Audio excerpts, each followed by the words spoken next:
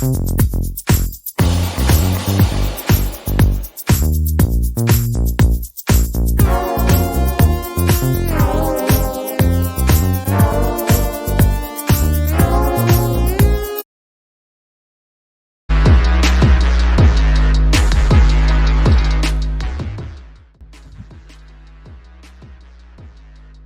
hello to everyone who is watching this right now. Welcome back to the STEMVerse podcast. I am your host, Ines, and today we are together with a very inspiring and influential woman here in Rwanda, Dr. Chantal CYULINYANA. Thank you very much for being here with us. Thank you for having me, Ines. Of course. Doctor, we are gonna need you to kind of give us an introduction and tell us a little bit about yourself. Well, thank you, Ines. My name is Chantal CYULINYANA. I hold a PhD degree in physics. I'm currently working at National Council for Science and Technology as a science technology foresight analyst. Beside that, I am the president of Rwandan Association for Women in Science and Engineering. And I am also a member of diverse international organization and national organization aiming at empowering women in STEM. I think that's enough. And I am also a lecturer at University of Rwanda in physics. Of course. Listening to your profile, there is a lot of STEM in it. And I believe that is where the world is going right now. I mean, you can see women in the STEM field all over the world, but it doesn't mean that we have yet reached the percentage that we want women to be in, because there are some girls out there who fear the STEM field. So I want you to tell us, when can you say that science walked into your life? What is this moment that you're like, I want to do science? Yeah, so I think science came into my life when I was still little, because my dad was a mathematician, and I was excelling really in sciences, especially in mathematics and physics. And when I finished my primary school, I went to secondary school where I did O-level, and I was really doing well in the science subject, especially math and physics. I wasn't good in biology because, words, this memorizing thing. And then I chose to do chemistry and biology option. And when I finished my secondary school, that's where I did physics, chemistry with education at university. So that's how my journey started, actually. But I was more inspired by my dad. Oh, that is amazing. I will say that you share the same story with a lot of women out here. They say that their parents have encouraged them to actually be part of the STEM. And you said something about biology, but not to be a bad person. Biology is not my thing too. It's just too much words to cram. And thank you for that. Well, I believe that there's a girl out there who will resonate with your story and be like, if she is here, I can also be here, right? So there are many stereotypes out here against women in science. Many of them be like, science is a male-dominated field. Why would you want to be part of such a thing? I want you to share with us how you got through them to get to where you are right now. Yeah, I know, as you are saying, most of women say that this is, especially science, science subject like physics, mathematics, chemistry, they are really hard science, and they are tends to be men's subject. Mm-hmm. This is something that every woman will tell you, or even the society has attributed to everyone. So true. So, yeah. But what we as women we have to do is to think about another direction, because yes, they are hard, but they need also either a woman or a man can do that, because the capacity that a man has or the capacity that a woman has, everyone has it. Because you are going to find that statistics that shows that the way women are excelling in school, especially in the STEM field, they are 50-50. And sometimes even girls are really having a good grade than men. Yeah, so what I'm telling the girls out there, they have to, if they really like science, they have to work hard, they have to put their time, because science needs time. You have to read, you have to, if it is mathematics, you have to do some exercises, it's physics, you have to try to do some practice to understand the theory that you are learning at school. And don't even think that those are the things for boy, because you can manipulate, you can do whatever your brother is doing, you can also do that. Because remember, I use a typical example, which is not somehow relates to science. Remember that men were the only people who were driving cars, but now they drive. So because we have this fear, so if you put aside the fear, you can do anything that you like, anything that you really think is your dream. So physics is easy, because if you read the theory and you do the exercises, and also you try to relate that theory to a real life, it is going to be easier.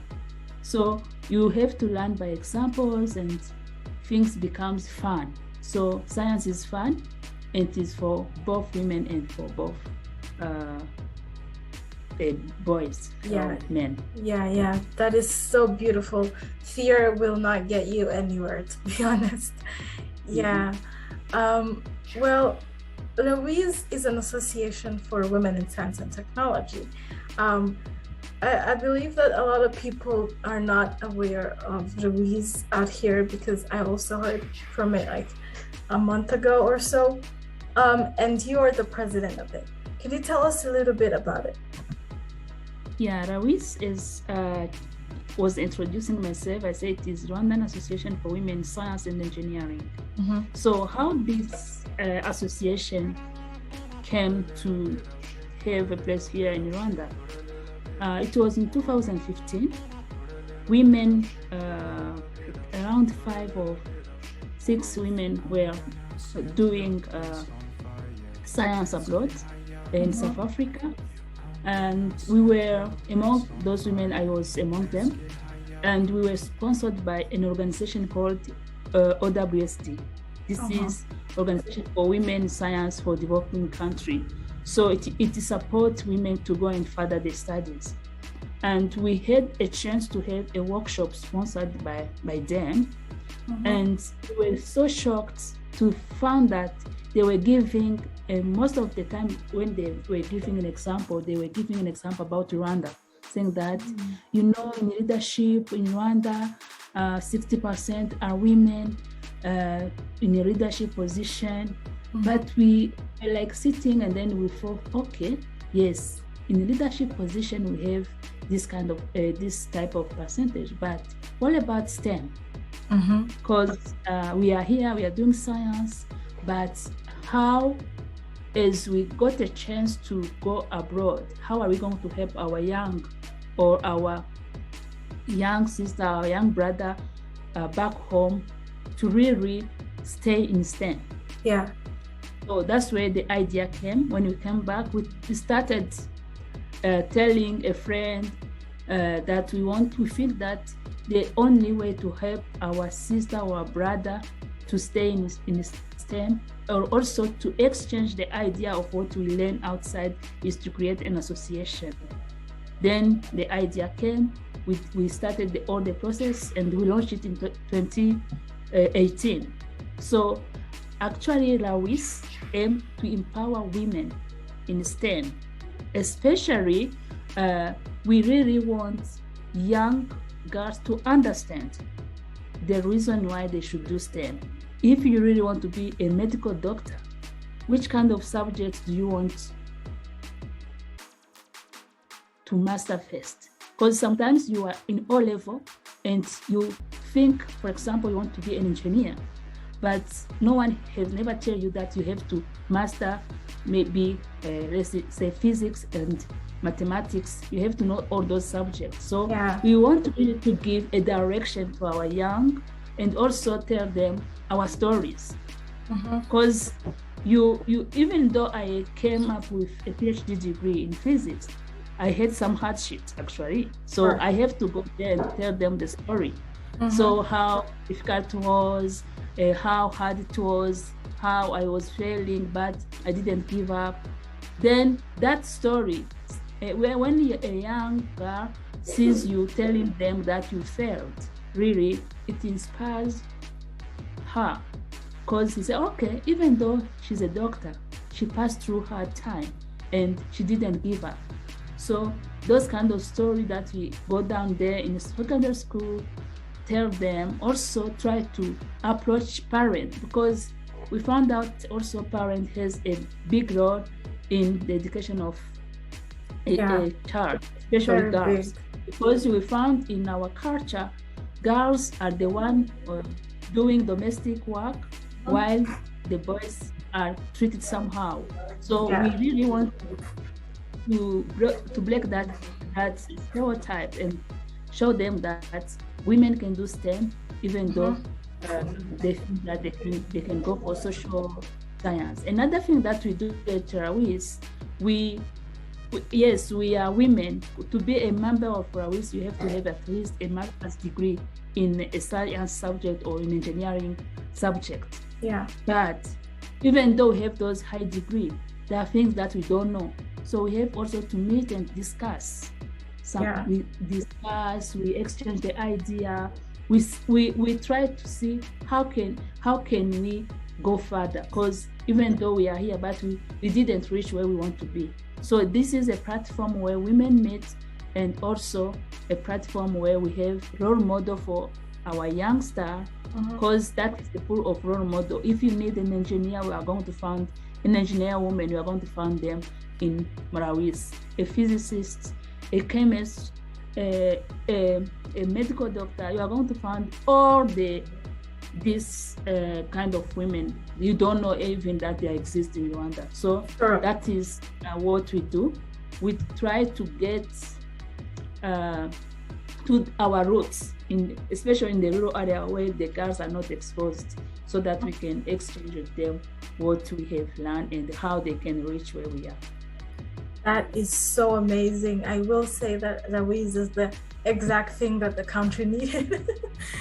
You have mentioned that you have went through hardships, and I will be honest, I am on the same page with you by saying that young girls need people to inspire them, people that were like them and have, gone through all those hardships, because myself, that kind of thing helps me.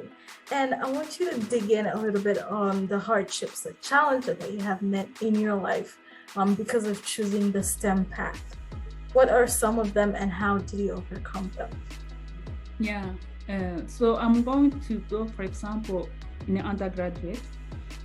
When I chose to do physics, chemistry, and education, everyone was like, no, you can't do that subject. It's for boys. And they always tell you that you have to go for something soft, let's say chemistry and biology maybe, or go for literature, something like that. So economics, all those kind of things. But because people are bullying you, saying that, okay, you are going to be like a boy. So instead of like giving them time and also listening to them, what I have been doing was like listening to them, but don't even try to be discouraged, because you know what you want, and what you do, you just read, go to class, use your time wisely, and I used to choose my friend wisely. People you can have fun with, and also people don't put you in a bad direction. So that's how, that is how I think I try to not to fall into people, talking stereotypes and all that. And not it's still the same thing about because I chose to do a subject of physics which is hard and which is marriage. Even at work, I was the only female in the department, and most of the time, even at university where I did my postgraduate, sometimes they think that if you are a girl, you think you can be a secretary, you can make tea for them, and those are kind of things that, but always you show them that no, you are the same. If I can make, you can also make tea. If you eat, you have to wash your dish or as well, something like that. So those are the kind of things, the kind of underestimation or thinking that you are female, you are meant to do this, a man doesn't do that. Those are the kind of things. So that is one thing, but also sometimes you can do you can have but I have mentioned that a bad company or a group.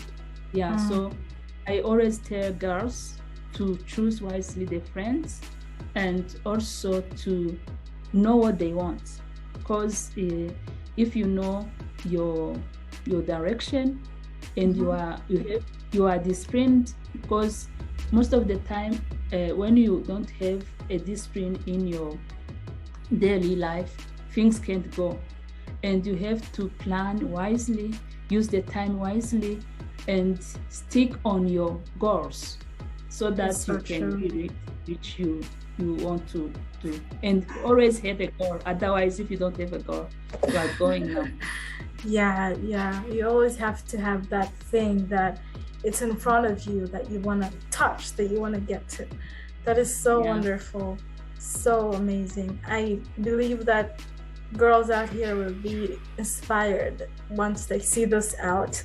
And I think that you have answered my last question, which was, what is your advice to the young souls out there that have a hard time, going through the hardships, the challenges, most specifically the stereotypes and the way that our society is kind of so opinionated on girls' lives out here. And maybe if you could put it in a brief, a brief message to the girls, what can you tell them? So if you are going through a hardship time, most of the time you have to have someone to talk to. Try, because if you are hiding it, it is really going to be bad for you. You are going to be depressed, you are going to fail in class, but try to have a mentor. Because another thing that we offer at Rawis is a mentorship, because everyone needs a mentor.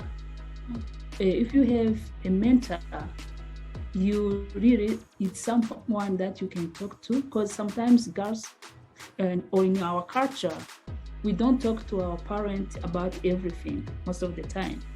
But you can have a friend or someone you think can listen to you, and you can tell him or her your problem, and then he or she is going to give you some advice. So that is one thing. And I know we are always confusing mentor and a role model. Always have that person that is like a role model to you, that you look at up to, like, I want to be like that person if I grow up. So because he has or she has value, so just set something in you. Another thing, as I was saying, always have a goal, and then discipline is the key. You doesn't really work. So please try to be disciplined, try to choose your friend wisely, try to do what you like and really put the heart on what you really like, everything is going to be all right. And try to talk to someone if you feel like something is not going okay in your life. Please try. You can talk to your parent, or you can talk to your friend, your aunt, your cousin. So there are a lot of people out there that you can feel, because I think that everyone has someone to talk in life. So please try to share, and then that burden is going to be released. Mm-hmm. I have said this a lot, but I agree with you on the fact that we have to let some stuff out. When you said that we have to find a mentor, someone to talk to, you were really talking to me, because I have a so hard time, letting things go and talking to someone. And I believe it's the same situation to girls out here, because we are expected to be brave, to be able to, have everything figured out and all of that. And I really think a mentor is something crucial in life. Well, we are heading to the end of our interview. Thank you very much for your time, first of all, and for your advice. I believe this is going to be so helpful to girls out here who will have the opportunity to watch this video. And I am looking forward to working hand in hand and also meeting in person in the future. Thank you very much for being here. And if you have any other thing that you want to add on, this is the time. Thank you so much, Ines, and thank you for having me. Girls out there, we are here to help you. Please shout if you have any problem. Rawis is there for you. The country is there for you. We have a lot of program going on. Please, don't be shy. Try to reach out, and we are going to help you. Thank you, Ines, for having me. I really appreciate it. Of course, the pleasure is always mine. Girls out there, shout out to you all, because you have got yourself a supporter. Okay, I'm not going to repeat your words, but yes, the country is here.